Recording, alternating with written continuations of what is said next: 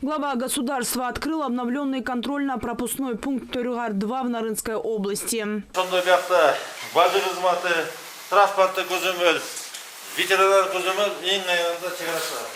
Главу государства проинформировали, что КПП Төрюгар-1 был образован в 1993 году, а Төрюгар-2 строились с 2010 по 2018 годы при финансовой поддержке Китая. Дорога к этому КПП была очень опасной и крутой, объекты располагались неудобно, парковочных мест почти не было предусмотрено. Поэтому комплекс Төрюгар-2 нуждался в реконструкции.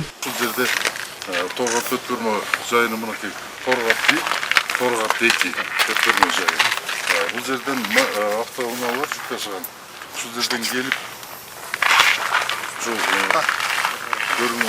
көрініп тұрған жолменен келіп, сондай абдан бір ыңғайсыз шарттарменен башында болған.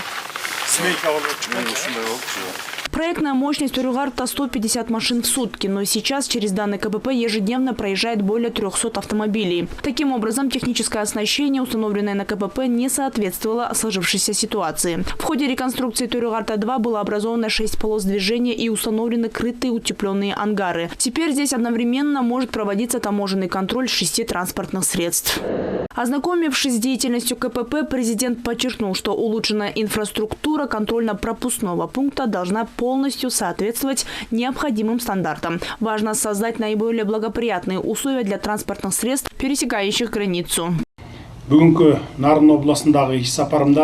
Данный КПП принят на баланс государственного предприятия «Таможенная инфраструктура». На сегодня он реконструирован и введен в эксплуатацию.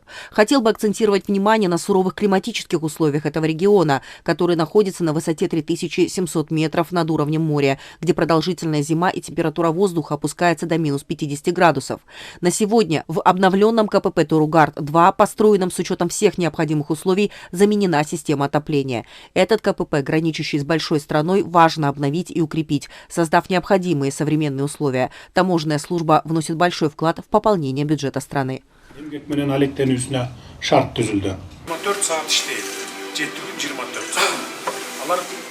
Когда были переговоры с китайской стороной, они рассказали, что нет необходимости с их стороны нести службу 24 часа. С нашей же стороны есть постоянные автомобильные заторы на КПП. Поэтому я предлагаю с весны следующего года увеличить количество рабочих часов по схеме 24/7. Кроме этого, важно обеспечить бесперебойную работу автоматизированных таможенных систем. Отметим, далее глава государства также осмотрел реконструированные здания общежития для пограничников. Рахат Батырбеков, Асхар Маратов, ЛТР, Нарынская область.